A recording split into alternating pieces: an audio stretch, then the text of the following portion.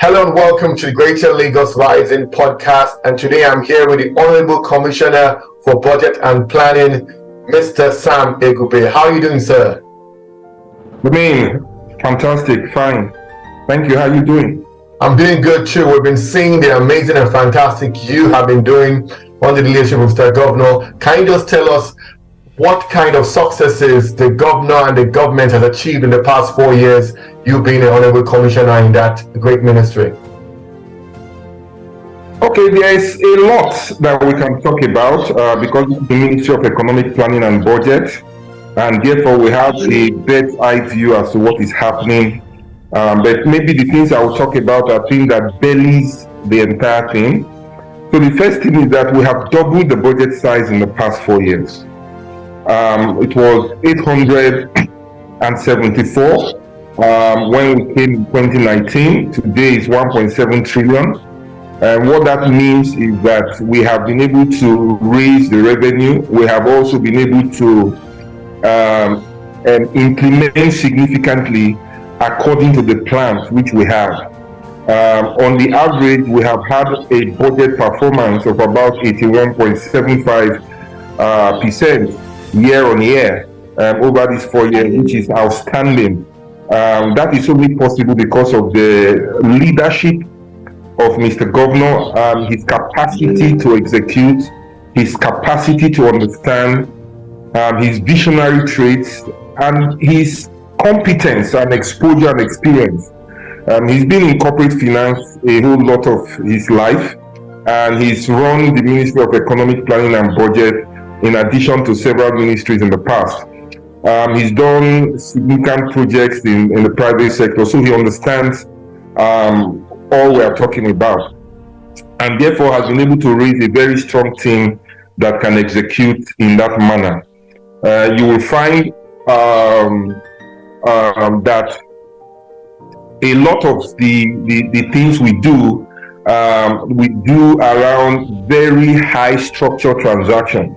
So when you look at the rail, for example, there are 2 rail lines we are delivering. There's no other state in the world that is a subnational that is delivering anything that even half looks like that. That is happening because of his significant experience in corporate finance and the team, like myself, the Commissioner for Finance, with very strong structured finance background, that is able to pull it up at single-digit interest rates, able to rally the stakeholders in the banking industry together to be able to support that project. Great. So it's amazing all the achievements you've been able to do under Governor Sanwo-Olu's leadership. But I want to ask, over $1 trillion Naira budget right now, and the average Lagosian may be asking, how does that affect my life? I have an idea, but I would like you to expatiate to let people know that this money being spent connects directly to their life and their livelihoods. So 58% of all this spend goes into capital expenditure. The balance goes into recurrent. So when you see our various empowerment schemes, they are targeted at the people of Lagos. The infrastructure which we are building, we're talking of 2 rails. Those 2 rails will move 32 million people every month. It will shorten their journey time from 2.5 hours to 30 minutes.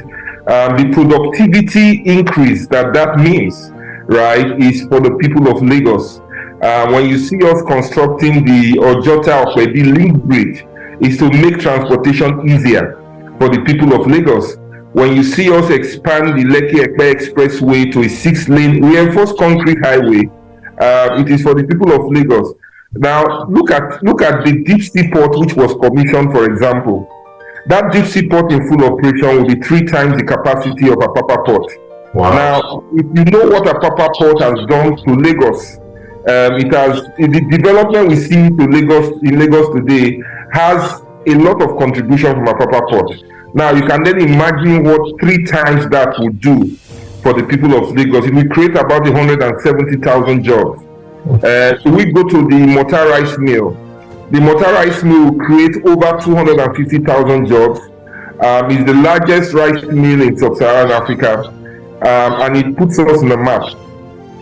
That deep sea port also, which I talked about, would put us in top 3 in the African continent, and we get Lagos and indeed Nigeria ready for the African free trade area, the competition that will come as a result of that. The Badagry Expressway will put over 30 billion.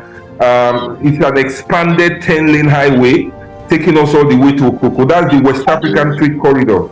Lagos is a big market. It's the largest food market in sub-Saharan Africa. So once you enlarge that capacity in that 10-lane highway, it is for the people of Lagos. Property prices will go up as a result. People will benefit as a result who are property owners. Government will also benefit in the revenues that will come as a result, and will be able to do much more. This is apart from interventions in the empowerment sector, in women affairs and poverty alleviation, in wealth creation, where we send over 2,000 new graduates into internship program that we are paying.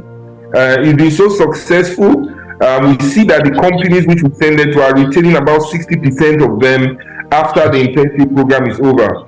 And those that are not retained, at least they can say in their CV that they do have experience, and they are able to then compete for jobs all over the place. We are the only state that is maintaining an average of 58% of our budget in capital spend, right? We are in terms of sustainability, we are number 1 at 29% of debt service to revenue, right? One other great thing I would say that Mr. Governor has achieved, a lot of people in the finance sector will understand that, is that Lagos has been upgraded in its rating to AAA, and it's done that 2 times in a row. To help us understand this, this is coming in the midst of an global economic headwind where other nations are being downgraded. But our Lagos has been upgraded to AAA. That's investment grade as a result of our resilience and fiscal responsibility. It's only someone that knows that can organize the economy in a way that it gets a AAA rating. It makes us very accessible to external and foreign investment flow. So we lead currently in the nation in terms of investment flow, foreign direct investment. As we are able to access the kind of capital to deliver this kind of project which we are talking about. It boils down to leadership, it boils down to capacity, and it boils down to foresightedness. One of the things you will see, we did a tactical maneuver in upfront loading a lot of our budget to hedge against the inflationary trend that we're seeing globally. Otherwise, it will have been difficult to commission the blue line. So you see our deficit funding in 2022 at 521, and it has now been moderated downwards in 2023 budget to about 350. Those are very significant things that lay the groundwork. You asked a question as to the people of Lagos. I've answered a bit of that, but it's to understand also that the entire things agenda did not come from our brains in cabinet or in the governor's mind. It came from active engagement with the people of Lagos.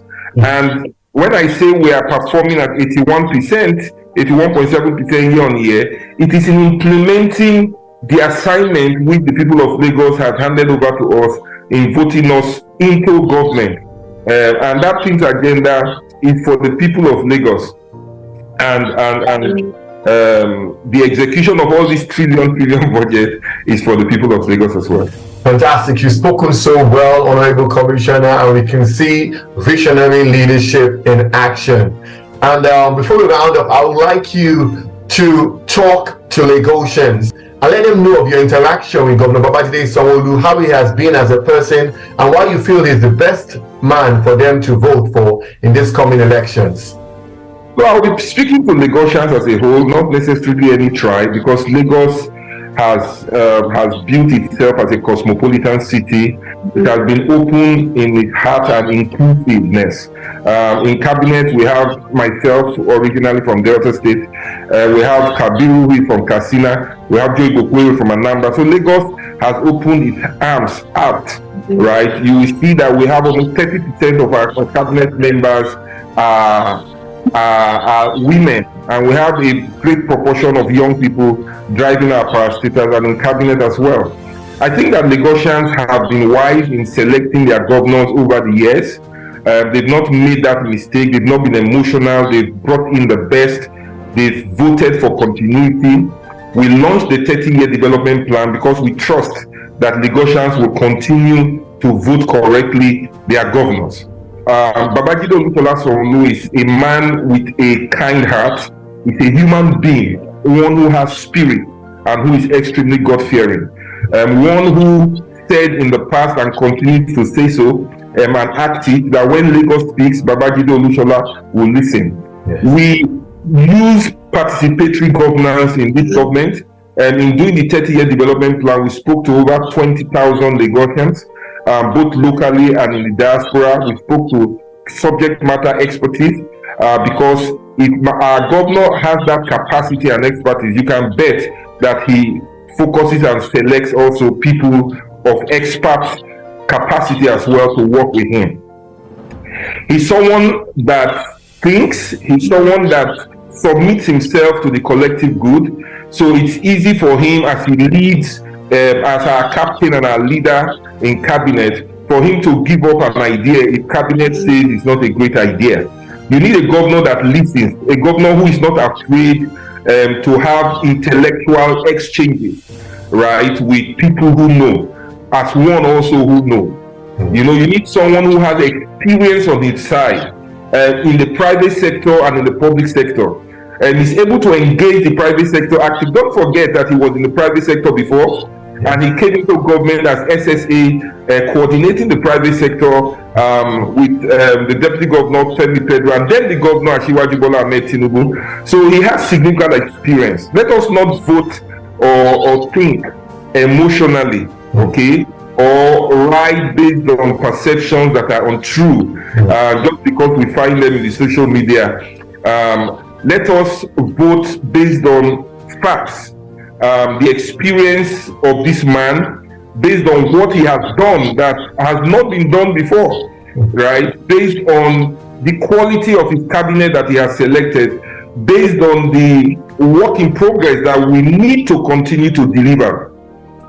Lagos is a five-star economy, one of the largest economies in Africa. If it were a country, you do not give it to people who all they have for themselves is their activism, or the tribe from where they are married from or where their mother is from.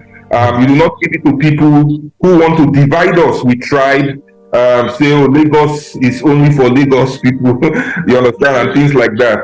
We will all contribute to the development of Lagos, and Babajide Sanwo-Olu is someone that has demonstrated that bandwidth, that experience, that strength of character, that kind-heartedness, that level of spirituality that is required to take Lagos to the next level. Lagos is indeed rising, and we trust Babajide Sanwo-Olu that he will take us there. Lagosians, go out and vote for Mr. Governor and the APC in these coming elections.